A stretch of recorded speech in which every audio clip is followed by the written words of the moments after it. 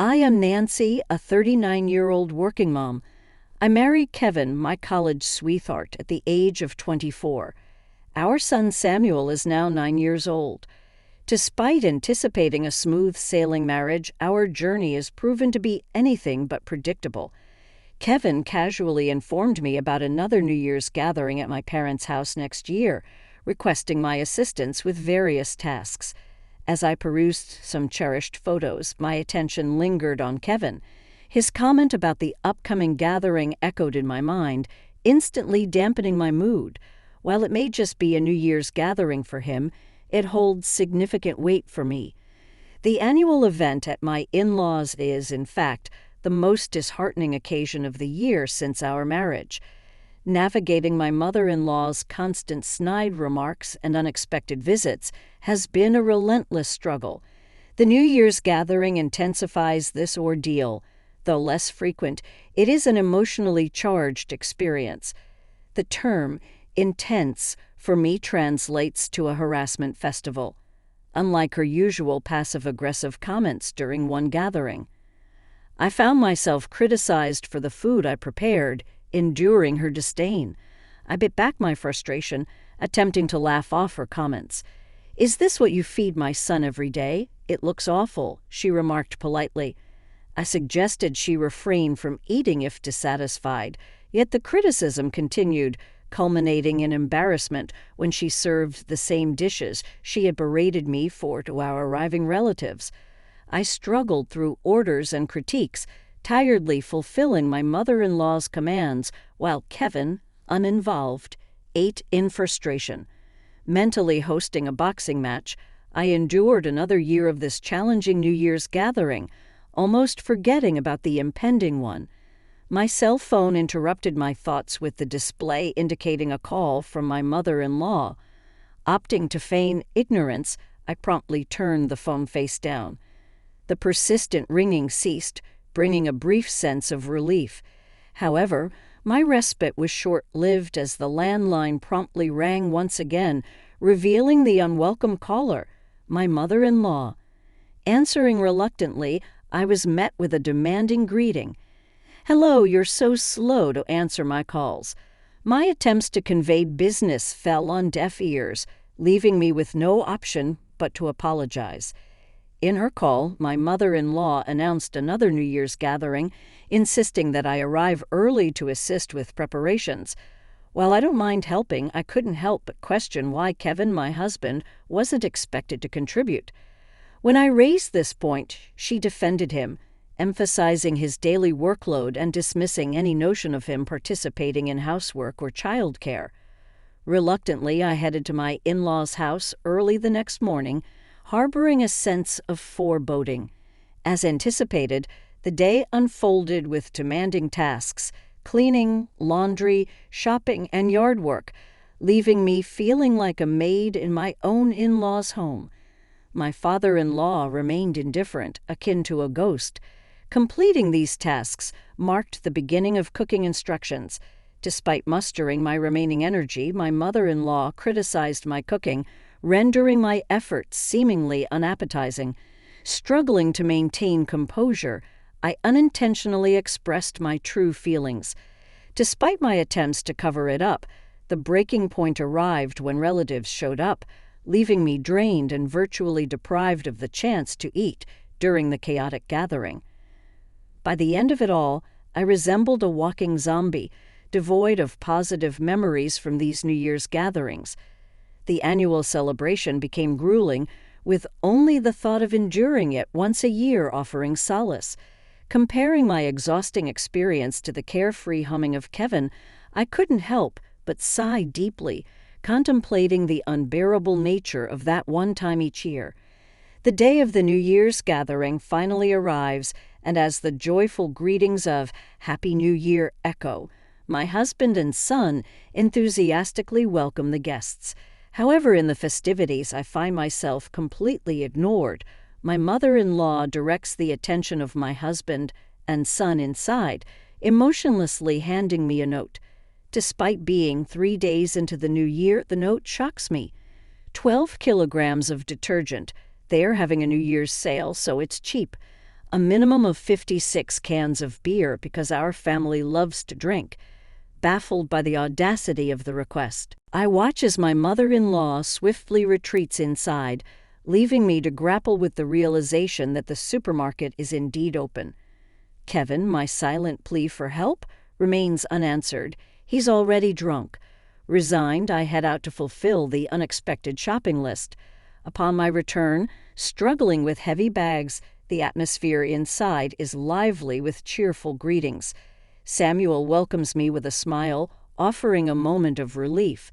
As I prepare to sit down, my gaze falls on an impressive sushi platter adorning the table, featuring a variety of high-end options like tuna, shrimp, and salmon. The realization hits me: there's no platter for me. The room buzzes with conversation, and as I sit next to Samuel, I'm left to ponder the absence of my portion. Samuel offers to share his, but I can't accept food from a child.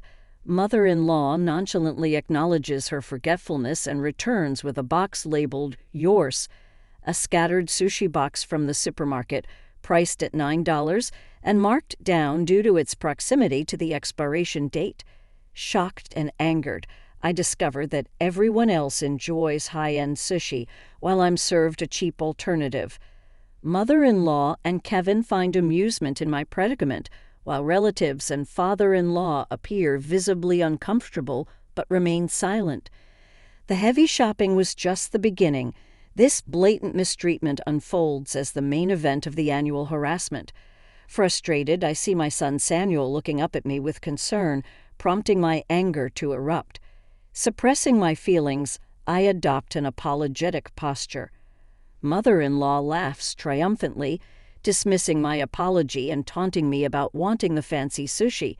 The reality of this annual harassment becomes apparent, and I let out a sigh, realizing the severity of the situation. I exit the room, making it evident that this isn't an apology. A warm smile accompanies my announcement, marking the conclusion of the Good Wife campaign. Despite my mother-in-law's disapproving frown at my abrupt declaration, I proceed to the kitchen, grab the shopping bags, and return cheerfully, declaring, "Hey everyone, drinks are here." I arrange the packs of canned beer on the table, leaving everyone in stunned silence. Undeterred, I continue with a cheerful tone, recounting the challenges of acquiring the items, emphasizing that Kevin offered no assistance upon my arrival. With a playful boast, I draw attention to the impressive feat of purchasing everything, including 25 bulbs of detergent. I encourage everyone to enjoy the beer, which I proudly claim to have bought, adding that it's on me, playfully dismissing it as just another of my mother-in-law's orders. I distribute canned beers to everyone except my son, emphasizing the warmth inside and the perfect fit of a cold beer for winter. Noticing the unusual silence in the room, I express confusion and urge everyone to make noise and enjoy. I volunteer to handle tasks like preparing snacks and doing the dishes, emphasizing that they can have fun and ignore me. Feeling breathless from my lively speech, I survey the room, only to be met with unsettling silence, broken by my mother-in-law's criticism of my perceived failure to understand my duties as a wife. I defend myself, acknowledging the importance of helping but asserting that what I'm doing goes beyond mere assistance. I confront the disparity in effort, labeling myself essentially as a maid while denying my mother-in-law's claim. She justifies her actions as educating her son's wife, including the discrimination with sushi. I challenge the acceptability of discriminating against one's son's wife, prompting my mother-in-law to fall silent. Amid the silence, Kevin raises his voice, expressing sympathy for his mother's challenges in hosting the New Year's party. As my wife, I shoot him a sharp glare, prompting a momentary flinch before he retaliates with a defiant gaze, highlighting the complex dynamics within the family. "It's your responsibility to apologize to Mom." Kevin's words are swiftly interrupted by my rebuttal. "First of all, this is your home, and I've been helping because it's your family. What have you been doing as the actual son? You're not helping at all. You don't even know that your wife is out buying heavy stuff. What's going on? I continue, if you had told me you just waltz into the house and start eating and drinking without a care in the world, and when you see your wife being discriminated against like this, you say, lucky you. What's so lucky about this? Don't mess with me? My final shout makes Kevin shrink back, appearing pathetic under my intense gaze. Now it's Mom's turn to attack. You're so arrogant for a daughter-in-law. What do you think you're doing? We don't need a woman like you. Divorce immediately. Kevin can't argue back and his mother continues. A wife should just listen to her in-laws and follow her husband. At those forceful words, my eyes light up. Oh, so mother-in-law, you're a submissive wife who never goes against father-in-law? I open my bag and pull out a photo I always carry with me. It makes a grand entrance accompanied by triumphant trumpet music. So obedient, mother-in-law. What's this? I scatter the photos and they flutter down. Everyone's eyes widen as they see the photos. What is this? Someone shouts. Who is this man they're holding hands with? Hey, they're going into a hotel. The photos reveal mother-in-law with an unknown man in every shot. They're holding hands, looking cozy, and some are even too explicit for children. What on earth are they doing in public? I question. Of course, I made sure my son couldn't see. I thought it was strange that my mother-in-law kept coming over without any real reason.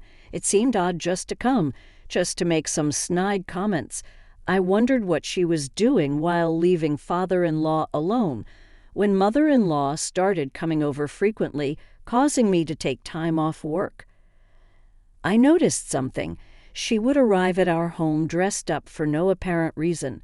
Suspicious, I hired a private investigator to look into her activities, and here are the results. Mom, what is this? It's not what it looks like. Mother-in-law desperately tries to explain to a skeptical Kevin and relatives. However, the evidence speaks louder than words, with irrefutable proof right in front of me. Amidst disbelief, the panicked mother-in-law turns to the father-in-law, urgently seeking reassurance. You believe me, right? This isn't what it appears to be, she implores. The father-in-law, usually unobtrusive, now glares down at the desperate mother-in-law with cold, snake-like eyes. Unlike his typical demeanor, he is genuinely angry. A peculiar sound escapes the mother-in-law's throat as she attempts to explain. It's not what it looks like. Brushing off the mother-in-law's hand, the father-in-law approaches the narrator with remorse. I'm truly sorry for everything. I was under the impression that you were content to handle all this work. Even if that were true, it was wrong to let you bear it alone. I apologize. Leading by example, the relatives also hastily apologize. Would you mind providing those incriminating photos? The father-in-law requests. Of course, I have the data so I can supply as many as you need. The father-in-law nods apologetically, collects all the photos, and exits the room. The mother-in-law's pitiful voice trails off as she follows him. The remaining individuals start cleaning up without uttering a word, packing leftover food, washing dishes, wiping tables, and tidying the room becomes a collaborative effort. The solitary work the narrator always did alone now transforms into a group endeavor, proving to be both easy and incredibly fulfilling.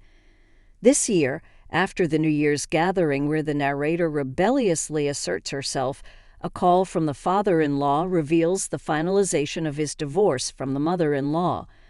Ousted from the house, she seeks support from her affair partner, only to be abandoned when alimony is demanded in the divorce.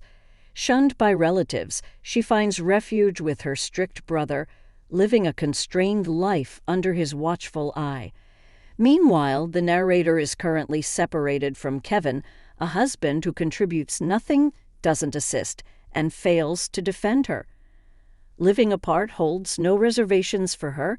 Considering she had rented the apartment before marriage and consistently paid the rent, she insists it's only natural for Kevin to leave. Despite Kevin's belief in a fresh start, the narrator deems it too late. His previous financial freedom reliant on her earnings has left him struggling in a cheap apartment, frequently seeking her help. Unmoved, the narrator ignores his pleas. Notably, Samuel, the narrator's child, doesn't seem to mind Kevin's absence, highlighting his lack of involvement around the house and as a father. As Samuel talks about school with a smile, the narrator finds her answer clear.